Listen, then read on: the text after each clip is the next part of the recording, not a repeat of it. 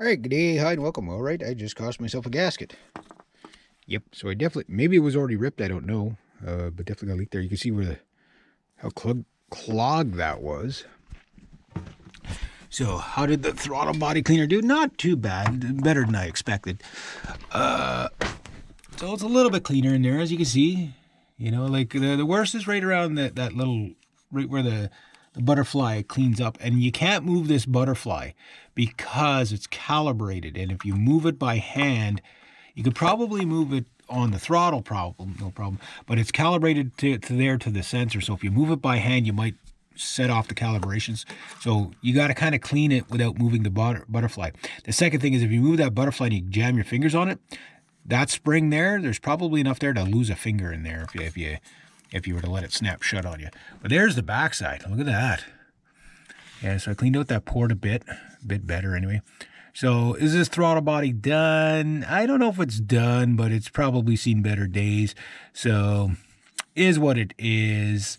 I'm going to have to get a new gasket, but that pilot hole is now open, so that's good because that was clogged.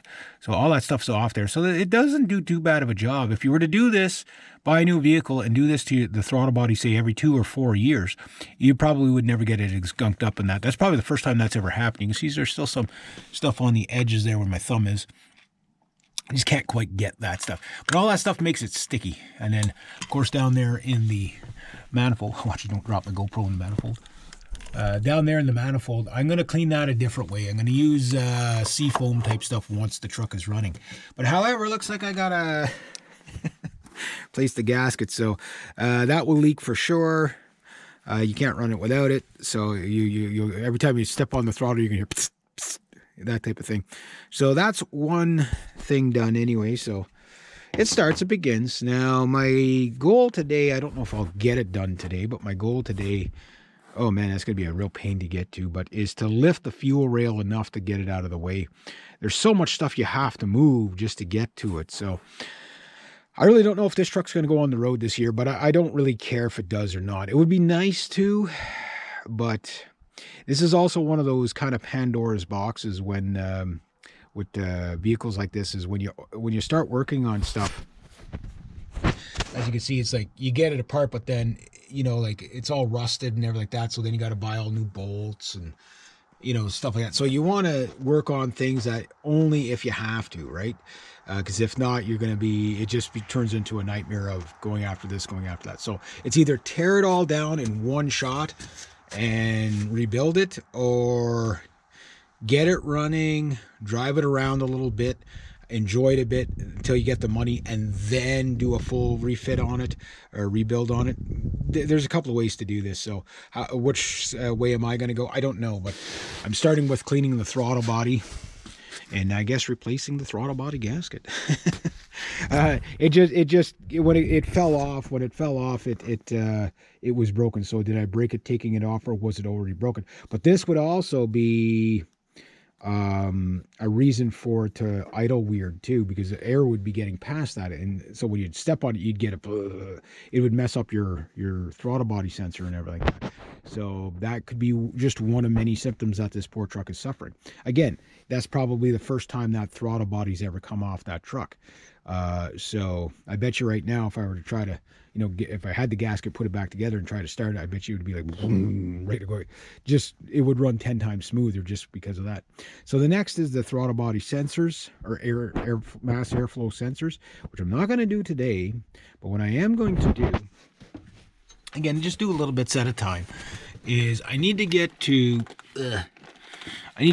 everything, but what I want to get to is all my injectors. The problem with my injectors is I can sort of reach them, but you can't take them out because the fuel rail is bolted in, right? So I'm going to see if I can I think it's just 4 bolts, if memory serves me correctly here. It's just 4 bolts, one here, one somewhere there, and a lot of stuff in the way, but however, there's one there, and then on the other side, I think I have to remove this bracket here, and there's always something, right, to get to it. But anyway, either way, it's like,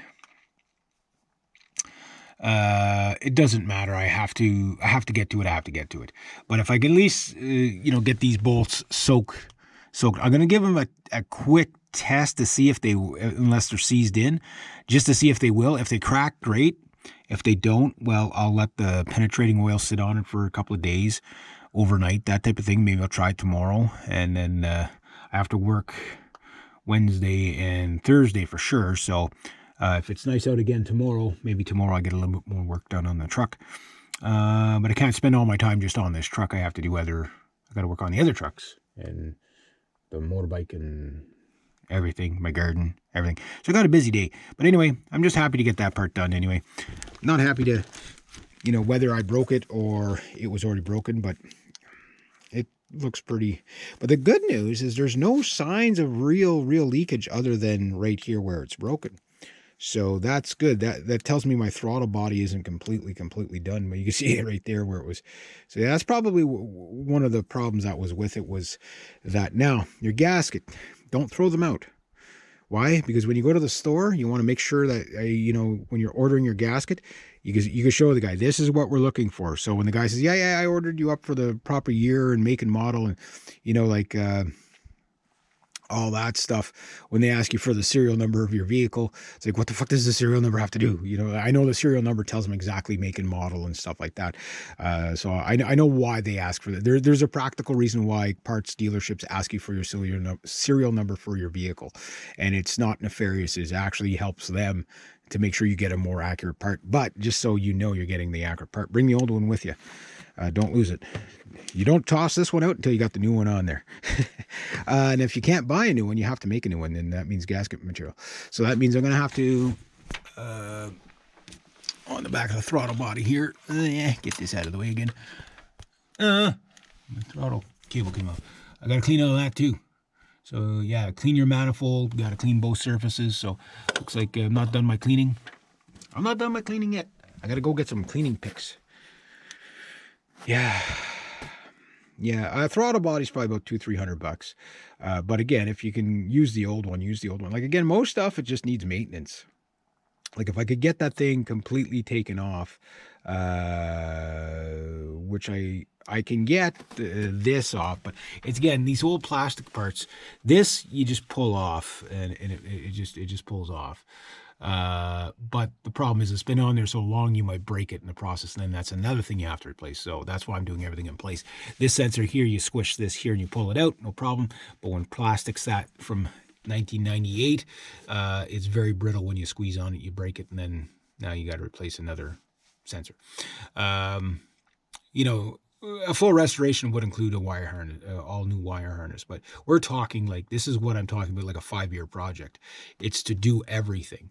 Like the only thing you're keeping is the big pieces, really. Everything else is getting junked and thrown away, just so you don't have to deal with the problems with. You're basically rebuilding the truck. That's why it's going to cost about $15,000 to $20,000 to finish this project. This thing's got to be taken right down to the frame, right? So. And there's a lot of stuff you got to test everything, but why throw old stuff back on when you know it's just going to give you problems later on, right? So, and how far do I want to go with this truck? All that kind of stuff. There's a difference between just doing a paint job and like actually rebuilding stuff. So anyway, I'm going to get to the fuel rails. I'll see if I can get lucky and crack some of the bolts on that. And if I can, yahoo, woohoo. But if not, well, tomorrow's a new day. So yeah, there we go. Slow but steady. Again, this is going to be an extremely long series, just so you know. That's what it takes. 16th Chapel. When they ask Michelangelo, when the 16th Chapel was going to be done, he says it's done when it's done. And, what is Buck here going to be done? It's done when it's done. All right. Anyway, there we go.